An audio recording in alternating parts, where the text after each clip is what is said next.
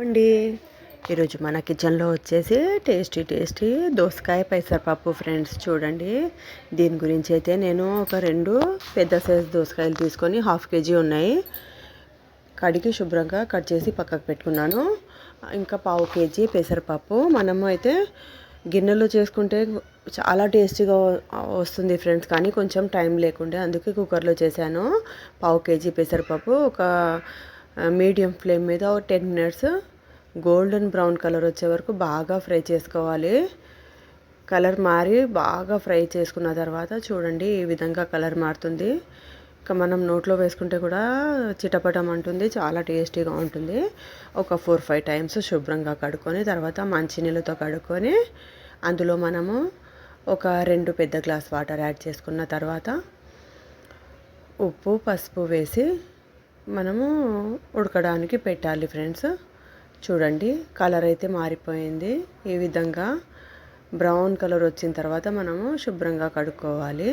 తర్వాత ఇందులో ఒక 1/2 teaspoon పసుపు.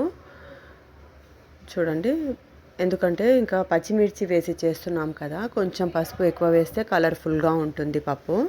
ఇందులోనే నేను పచ్చిమిర్చి గ్రైండ్ చేసేటప్పుడు 1 teaspoon సాల్ట్, 1 teaspoon అల్లం వెల్లుల్లి పేస్ట్ వేసి పచ్చిమిర్చి గ్రైండ్ చేశాను. చూడండి, ఇప్పుడు పసుపు వేసుకున్నాం కదా, అందులో కట్ చేసి పెట్టుకున్న దోసకాయలు కడిగి ఈ విధంగా వేసుకోవాలి పప్పులో. ఇంకా కరివేపాకు కూడా 5-6 రెమ్మలు చీరి వేసుకోవాలి. పచ్చిమిర్చి గ్రైండ్ చేశాను చెప్పాను కదా, అందులోనే మనము అల్లం వెల్లుల్లి పేస్ట్ ఇంకా 1 teaspoon సాల్ట్ వేసి గ్రైండ్ చేసి ఈ విధంగా ఒక 10-12 పచ్చిమిర్చి మిక్సీలో గ్రైండ్ చేసి చూడండి, ఈ విధంగా పప్పులో అన్నీ ఒకటేసారి వేసేసేయాలి. అలాగే కరివేపాకు కొంచెం ఎక్కువ వేస్తే స్మెల్ బాగా వస్తుంది, పప్పు కూడా చాలా టేస్టీగా ఉంటుంది. ఒక 4-5 కరివేపాకు రెబ్బలు కడిగి మనము పప్పులో వేసేసేయాలి.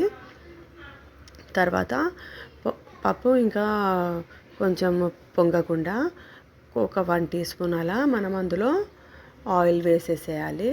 చూడండి, ఈ విధంగా ఆయిల్ వేసిన తర్వాత మనం కుక్కర్ మూత పెట్టేసి ఒక 5 whistles అలా వచ్చిన తర్వాత చూడండి, పోపు పెట్టుకుంటే చాలా అంటే చాలా టేస్టీగా మనకు దోసకాయ పప్పు అయితే రెడీ అయిపోతుంది. 5 or 6 whistles తర్వాత మనము చూడండి, మూత తీసి చూస్తే ఈ విధంగా ఉంది. కొంచెము రుబ్బుకొని ఒకవేళ వాటర్ కావాలంటే యాడ్ చేసుకోవాలి.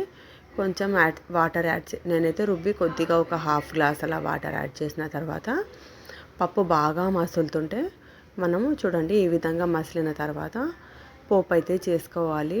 ఉప్పు కూడా రుచి చూసుకొని ఒకవేళ తక్కువగా ఉంటే ఇప్పుడే మనము సాల్ట్ యాడ్ చేసుకోవాలి.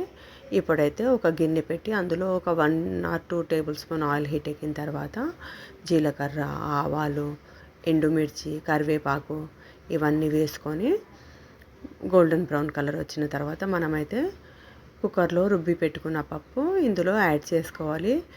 సేమ్ ఇదే విధంగా చేసుకోండి ఫ్రెండ్స్, చాలా అంటే చాలా టేస్టీగా ఉంటుంది. ఇంకా పిల్లలు ఎంతో ఇష్టంగా తింటారు. చూడండి, నేనైతే దీంతో పాటు పండు మిర్చి పచ్చడి కూడా చేశాను. కాంబినేషన్ అయితే చాలా బాగా ఉంటుంది. దోసకాయ పెసరపప్పు మరియు పండు మిర్చి పచ్చడి, దాంతోపాటు అప్పడాలు, నెయ్యి వేసుకొని తింటే పిల్లలైతే ఇంకా వేడి వేడి అన్నంలో చాలా ఇష్టంగా తింటారు ఫ్రెండ్స్. సేమ్ మీరు ఇదే విధంగా చేయండి. ఇంకా మీకు నచ్చినట్లయితే కామెంట్ పెట్టండి. కొత్తగా చూసేవాళ్ళు ఛానల్ తప్పకుండా సబ్స్క్రైబ్ చేయండి ఫ్రెండ్స్. ఓకేనా, మరిన్ని కొత్త వీడియోస్తో మేము ముందు ఉంటాము.